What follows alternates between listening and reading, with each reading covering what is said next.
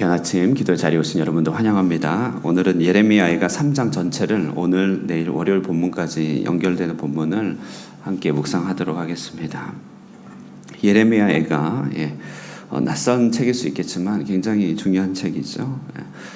C.S. 루이스라고 하는 분이 계시는데요. 그분이 헤아려 본 슬픔이라는 책의 제목을 다신 적이 있습니다. 책을 쓰신 적이 있어요. 이분은 이제 영국의 교수님이셨는데 뒤늦게 좀 사랑에 빠졌습니다. 뒤늦게. 그래서 만년의 사랑에 빠졌는데 근데 너무나 전심으로 사랑하던 아내가 암투병 가운데 세상을 떠나게 되었습니다. 그 뒤에 이제 겪게 되는 슬픔에 대한 기록을 이제 교수인데 문학 교수였거든요. 그러니까 문학적으로 잘 표현한 책입니다. 근데 이제 그 책에서 이제 잘 나오는데 제목도 너무 잘 달았는데 슬픔이 정말 힘든 것은 그게 이제 계기마다 상실을 느끼기 때문에 그렇습니다. 그러니까 이전에 함께하던 식당을 가면 이제 그 식당은 예전의 식당이 아닌 것이죠. 함께 바라보던 뭐 꽃몽우리, 노을 이런 것들도 예전의 그 모습이 아닙니다. 왜냐하면 함께 했던 사람이 없는 것이죠. 그러니까 그분의 얘기는 즐겨 듣던 노래, 뭐 집 창문으로 들려오는 학교 종소리, TV 소리 전부 다 이제는 홀로 들어야 하는데 보고 듣고 맛보고 느끼는 모든 세계가 이제 낯설고 다 깨어지고 시간 단위로 그것을 다 일일이 느끼고 헤아려야 되기 때문에 참 슬픔은 힘든 것이다. 헤아려 본 슬픔이다. 이런 표현을 쓴 적이 있습니다. 박완서라고 하는 작가도 아들을 먼저 앞세웠죠. 상실을 견딜 수가 없어서 이렇게 한 수도원에 들어갔다가 신 앞에서 견딜 수가 없어갖고 마음의 소리를 질러냅니다. 그래서 이제 지은 수필의 제목이 한 말씀만 하소서라고 하는 제목입니다. 한 말씀만 하소서. 9.11 테러가 난 뒤에 10년 뒤에 유족들이 다시 모였습니다. 먼저 보낸 사랑하는 엄마, 아빠, 자녀들을 향해서 편지를 쓴 거예요. 그리고 편지를 받을 사람이 없죠. 그러나 이제 세상을 떠난 그 사랑하는 사람한테 편지를 써서 붙이면서 책으로 출판했는데 그 책 제목이 하늘로 붙이는 편지입니다. 그러니까 형제를 잃은 사람들, 친구를 잃은 자들 10년을 헤아려 상실이 얼마나 컸는지를 다루고 그것을 극복하고 있습니다. 정말 헤아려 본 슬픔들입니다. 참 이처럼 슬픔이라고 하는 게 정말 힘든 것은 참 시간 계기마다 상실을 느껴야 한다는 것이죠. 예레미야 애가가 그런 헤아려 본 슬픔을 잘 그리고 있는 책입니다. 그래서 이 책의 제목을 달리 달아본다면 말 그대로 헤아려 본 슬픔이다. 예루살렘 멸망과 포로 생활 가운데 겪었던 모든 상실을 하나하나 헤아려 보고 있습니다. 문학 기법을 사용하고 있는데요. 이렇게 한 절씩 한 절씩 히브리 알파벳에 따라서 알렙, 베이트, 김멜, 알렙 그 알파벳 머릿말에 따라서 슬픔을 헤아렸고 베이트 슬픔을 헤아렸고 이렇게 한 절 한 절에서 총 22절씩 씁니다. 그리고 오늘 3장은 한 절을 이제 알파벳 하나를 3개씩 늘려갖고 3절씩 총 66절이 되는 것이죠. 그러니까 문학 기법적으로도 슬픔을 헤아리고 있는 그런 것이죠. 슬픔을 응시하고 있다는 것입니다. 자, 여러분 구원과 희락을 위한 성경의 책에서 슬픔의 기록을 남긴 이유는 무엇인가? 이것이 왜 성경이 되는가? 우리가 묵상하고 적용해 볼 수 있습니다. 첫 번째는요. 어제하고 비슷할 수 있겠지만 첫 번째 교훈은 울어도 된다. 이것을 성경은 말해주고 있습니다. 울어도 된다. 오늘 이 성경 우리에게 전달해주는 가장 큰 메시지는 울어도 된다는 것이에요. 뭐 된다는 정도가 아니라 인간의 고통과 눈물은 성경에 기록될 정도로 신성한 것이다. 이 세상은 본질적으로 깨어진 곳이기 때문에 그렇게 울 수밖에 없는 것이고 울어도 된다, 울어야 한다는 것입니다. 오늘 읽지 않았지만 48절을 한번 보시면요. 48절에 한번 읽어보실까요? 48절, 49절, 50절까지 한번 읽어보도록 하겠습니다. 시작. 딸 내 백성의 파멸로 말미암아 내 눈에는 눈물이 시내처럼 흐르도다. 내 눈에 흐르는 눈물이 그치지 아니하고 쉬지 아니하며 여호와께서 하늘에서 살피시고 돌아보실 때까지니라. 아멘. 예. 눈물이 시내처럼 흐르는도다. 우리 문학이나 영화에서 어떤 장르가 너무 비현실적인 판타지가 되지 않으려면, 그것이 문학이 되려면 그게 너무 이렇게 허황된 얘기면 안 되죠. 현실을 잘 반영할 때 그것을 고전이라고 하지 않습니까? 성경은 이처럼 첫사람 아담의 범죄 이후에 우리 인류가 겪게 된 그런 굽이굽이 모든 죄와 비참의 상태를 잘 드러내줍니다. 이런 죄와 비참의 상태를 영어로 sin and misery라고 하는데, 이 미저리란 말에서 그 유명한 책 레 미제라블을 빵 하나 훔쳐서 장기 복역한 장발장 이야기죠. 그 인간은 아담 에덴 동산 이후로부터 울 수밖에 없는 고통 가운데 처해 있다는 것을 잘 말해줍니다. 우리가 하나님으로부터 십을 받아야 행복하다면 그 십을 받은 사람 아무도 없는 것이죠. 다 몇 개씩 빠져 있는 것입니다. 이게 있는 사람은 적이 없죠. 적에 있어서 좋을 것 같으면 이게 없습니다. 머리가 좋으면 건강이 나쁘고, 건강하면 돈이 없고, 돈이 있으면 가정이 불행하고, 가정이 행복하면 사건 사고 많고, 다 슬픔의 일들이 개인마다 가정마다 다 있습니다. 그래서 힘든 것이고 알게 모르게 하나님이 원망스러운 것이죠. 15절 말씀을 한번 보실까요? 이 사람 이 예레미야가 얼마나 그것을 말하고 있는지 15절 나를 쓴 것들로 배불리셨다. 쑥으로 취하게 하셨다. 하나님이 나를 쑥으로 취하게 하셨다고 합니다. 16절에 보면 조약돌로 내 이를 꺾으시고 재로 나를 덮으셨나이다. 자신이 겪고 있는 인생의 고난을 정말 잘 표현하고 있지 않습니까? 조약돌로 자신의 이빨을 깨트리셨다는 거예요. 하나님이 나 힘도 깨트리셨다. 17절에 주께서 내 심령이 평강에서 멀리 떠나게 하셨다. 18절에 스스로 이르기를 나의 힘과 여호와께 대한 내 소망이 끊어졌다 하도다. 원망 어린 호소로 가득합니다. 왜냐하면 생이라는 것은 참 아픈 것이고 고통스러운 것이기 때문에 그렇습니다. 그래서 많은 사람들이 이렇게 힘드니까 자주 환상에 빠지고 일루전, 환상에 빠지죠. 신기루죠. 바로 정치에 기댑니다. 또 잘못된 종교 지도자들의 기댑니다. 왜냐하면 힘들고 어려울수록 이들은 아픔 없는 땅을 약속하기 때문에 그렇죠. 고통 없는 땅, 눈물 없는 땅을 약속하기 때문에 그들을 따라 나서게 되는데 어떻게 됩니까? 도리어 더 큰 피눈물을 흘리게 되는 것이죠. 다 하나님 앞에서 울어야 하는데 울지 않으려고 하기 때문에 혹은 울 필요가 없다고 느끼기 때문에 그런 것이죠. 예레미야 애가는요, 울어도 되는 공간을 우리에게 가르쳐 줍니다. 잘 울도록 해준다는 것이죠. 우리 인생 한 명 한 명 살펴보면 다 가련한 자들입니다. 다 말 못한 사연이 있습니다. 어떤 이들은 무덤까지 들고 가야 될 짐이 있습니다. 바울이 얘기한 것처럼 사탄의 왕가시가 안팎으로 있습니다. 술로도 여흥으로도 고급스러운 집으로도 차로도 어떤 것으로 해결할 수 없는 공고함이 있습니다. 그때 예레미야 애가는 울어도 된다. 우는 것이 마땅하다.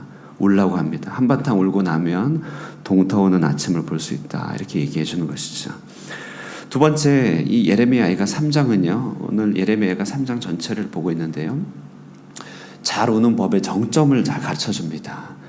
잘 우는 법은 뭐냐면요. 그 정점은 뭐냐면 시대의 아픔을 품고 내 울음으로 울을 수 있어야 된다. 이것입니다. 그것을 말해주고 있습니다. 시대의 아픔을 품고 내 울음으로 울라. 자, 오늘 3장에 보시면요. 3장의 인칭은 1인칭이에요. 1절부터 여호와의 분노의 매로 말미암아 고난당하는 자는 나다. 1인칭이죠. 2절 나를 이끌어 어둠 속에 걸어가게 하시고 하나님이 나를 그렇게 했다는 것이에요. 3절에 종일토록 손을 들어 자주자주 나를 치신다. 전부 나의 아픔, 나의 애환입니다. 그렇죠? 그런데 여기서 이 시인이 말하는 나는 개인의 나 이상이에요. 여기서 말하는 나는 다시 말해 혼자 힘들어서 내가 남들보다 어려움이 있어서 아파하는 나가 아니라 나만이 아니라 여기서 말하는 나는 민족과 시대의 고통을 나로서 체험하는 바로 그 공동체적인 나라고 하는 것이에요. 여러분 이런 시 한번 들어보셨습니까? 파란 녹이 낀 구리 거울 속에 내 얼굴이 남아있는 것은 어느 왕조의 유물이기에 이다지도 욕될까. 윤동주라고 하는 시인의 참회록이죠. 거울을 보면서 부끄러움을 느끼고 있어요. 나가. 근데 그 윤동주가 나를 얘기할 때는 자기 자신을 얘기하면서 그 부끄러움 속에서 나라의 부끄러움을 나라의 고통을 자기 고통으로 느끼면서 말하고 있는 것이죠. 여러분, 우리가 울다 보면 어느 순간은 이제 그만 벗어나야 될 때가 있습니다. 이제 그만 나를 털고 밖으로 나가야 될 때가 있어요. 근데 그게 참 쉽지가 않아요.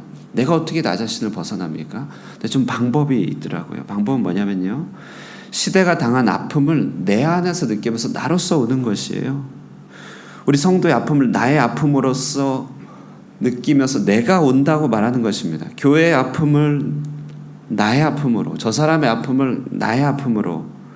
그래서 이 땅의 아픔을 보면서 우리 말하기를, 하나님께 말하기를, 내가 아픕니다, 내가 아픕니다, 이렇게 얘기하는 것이죠. 10절에 그는 내게 대하여 엎드려 기다리는 곰과 은밀한 곳에 있는 사자 같으사, 11절 나의 길들로 치우치게 하시며 내 몸을 찢으시며 나를 적막하게 하셨도다.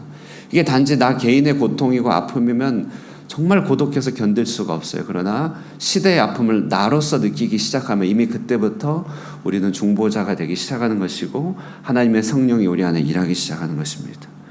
정말 우리 보면 말도 안 되는 살인사건, 희망이 없는 청년 세대들, 갈 바를 알지 못하고 정쟁에 빠진 정치인들, 답답한 현실을 볼 때마다 내 밖에서 저들이 문제다, 저들의 고통이다 하겠지만요, 우리 오늘 예레미야 애가는 그 모든 것들을 통틀어서 내가 아프다라고 말하기를 가르쳐주고 있다는 것이죠. 연약한 이들을 볼 때 내가 아프다, 그들과 함께 내가 아프다. 주님은 십자가에서 그러므로 내가 목마르다 이렇게 얘기했습니다. 자신의 목마름만이 아니죠. 모든 인류의 영적인 허기를 온몸에 느끼면서 내가 목마르다라고 합니다. 주님이 우리를 성도로 부르시죠. 성도. 원문의 의미를 살피면 우리 성인입니다. 성인. 천주교에서는 성인으로 시성되기 얼마나 힘듭니까? 복자. 그러니까 시성되기, 성자가 되기 전에 복자가 있죠. 그리고 시복, 시성. 그러니까 엄청 힘든 일이에요. 그런데 고린도전서는 우리를 보고 성인이라고 말하는데 어떻게 세속적이고 이런 속물적인 우리가 어떻게 성인으로 부름받을 수 있단 말입니까? 예레미야는 가르쳐 주는데요, 타인의 울음을 내 울음으로 울을 수 있는 존재니까 성인이라고 부를 수 있는 것이에요. 주께서 세상의 아픔을 자기 아픔으로 끌어안고 그렇게 울듯이 우리도 이 땅의 고통을 내 아픔으로 아파할 수 있는 존재니까, 그러니까 성인이죠. 그러니까 성도죠. 예레미야는요, 그의 울음 속에서 이스라엘 전체의 울음을 내뱉고 있습니다. 그리고 그 울음 전체의 울음 속에서 그리스도께서 십자가에 매달리시면서 엘리 엘리 라마 사박다니 왜 나를 버리시나이까 라고 하는 그 처절한 절규가 매를 치고 있는 것이죠. 이처럼 예레미야가 3장은요, 우리에게 울 수 있는 방법을 가르쳐 줍니다. 한낱 인간의 울음이지만 성경에 기록될 수 있는 이유가 여기 있는 것이죠. 우리도 교회와 세상의 울음으로 함께 울어갈 때 우리도 우리 자신을 벗어날 수 있습니다. 성도로 살아갈 수 있습니다. 중보자로 살아가는 것입니다. 거기에 오히려 자유가 있습니다. 자, 끝으로 애가는요, 이 3장은요, 하나님의 심판은 그것이 곧 소망의 모판이 된다는 것을 잘 보여줍니다. 오늘 우리가 읽은 19절부터 이제 23절까지 쭉 그 얘기가 있죠. 19절 내 고초와 재난 숫과 담즙을 기억하소서. 심판받았습니다. 힘듭니다. 근데 거기서 20절에 내 마음이 그것을 기억하고 내가 낙심이 되지만 끝난 것 같지만 이것을 내가 내 마음에 담아두었더니 그것이 오히려 소망이 되었습니다. 왜냐하면 이 심판이란 것도 외부에서 내가 모르게 임한 것이 아니라 하나님께서 주신 것이니까. 22절에 그 깊은 심판의 한가운데서, 눈물의 한가운데서요, 애통의 한가운데서 가만히 있다 보니까요, 하나님이 치시는 것 같지만 인자와 긍휼을 버리시지 않는다는 것을 점점 느끼는 것입니다. 하나님의 인자와 긍휼이 아침마다 새로우니 주의 성실이 크시도소이다 23절이죠. 이 3장에는 그러므로 욥의 탄식, 시편의 애가, 이사야 53장의 모든 고통받는 종의 노래를 다 포함시켜서 헤아려 본 슬픔의 탄식을 내뱉습니다. 그러다가 순간 깨닫는 것이에요. 슬픔의 정점에서, 그 극점에서 세상의 아픔을 함께 울면서 깨닫습니다. 하나님이 살아계신다. 하나님이 새로 시작하신다. 이것이 내 마음의 중심에 오히려 소망이 되어없는 것은 여호와의 자비와 진실하심이 무궁하다는 것을 발견하기 때문에 그렇습니다. 자, 그러므로 여러분, 참 이런 소망 어떻게 말로 표현할 수 있겠습니까? 이 소망이 우리를 일어서게 하는 것이죠. 이제 보이지 않는 세계로 나아가는 것입니다. 눈앞에 보이는 소망은 사실 소망이 아닙니다. 보이지 않기 때문에 소망이죠. 저편에 보이지 않기 때문에 그래서 소망이라는 말을 쓰는 것입니다. 눈앞에 있는 것은 그냥 보고 가는 것이에요. 자, 오늘 예레미야 애가를 통해서 눈물 나는 세상 속에서 어떻게 잘 우는 법을 우리는 배우게 됩니다. 첫 번째, 울어도 된다. 울어야 한다. 우리는 울 수밖에 없는 존재다. 열 다 가진 사람 없습니다. 그 하나 부족한 것 때문에 늘 눈물을 머금고 사는 사람입니다. 잘 울어야 은혜도 잘 받습니다. 잘 울어야 하나님의 긍휼하심도 받습니다. 잘 울어야 하나님의 은총도 머물러 있습니다. 그러나 우리가 울 때 나만의 문제만을 가지고 우는 것이 아니라 온 세상의 아픔을 내 아픔으로 나로서 우는 것입니다. 전쟁의 세계, 혼란의 세계, 기후변화의 세계, 청년의 고통의 세대를 나로서 웁니다. 그 가운데서 소망의 하나님을 발견하고 찬미할 수 있는 것입니다. 이 아침에도 오늘 예레미야가 이 성령의 이런 말할 수 없는 탄식 가운데서 주님 앞에 깊이 머물면서 정말 소망으로 채워지는 그런 거룩한 눈물을 주님 앞에 흘릴 수 있는 여러분 되시기를 주님의 이름으로 축원드립니다. 기도하겠습니다. 은혜와 사랑의 하나님 감사합니다. 주님의 귀한 말씀 우리에게 허락하여 주시고 성령 안에서 탄식하고 애통하는 법을 가르쳐 주시니 감사합니다. 죄 많고 허물 많은 세상, 이 세상 눈물 많고 고통이 많은 세상임을 고백합니다. 정말 살아계신 하나님 앞에 우리의 모든 아픔과 힘겨움을 다 내려놓고 정직한 마음으로 주 앞에 잘 울 수 있는 주의 백성들 되게 하옵소서.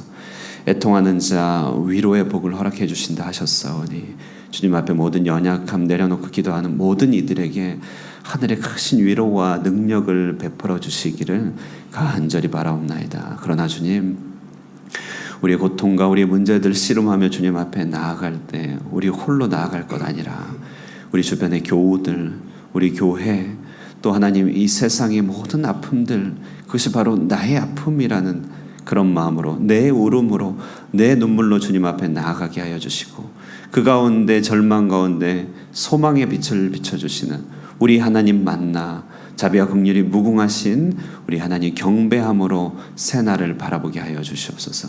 이 소망이 기도하는 자들 가운데 끊이지 않게 하여 주셔서 세상의 이정표가 되게 하여 주시고 많은 이들을 옳은 대로 이끌 수 있는 진정한 복음 전파자가 될 수 있도록 축복하여 주시옵소서. 이 아침에도 성령의 운행하심을 간절히 사모합니다. 함께 하여 주시기를 바라고 예수님의 이름으로 기도드리옵나이다. 아멘. 예, 우리 말씀 생각하시면서 기도하시기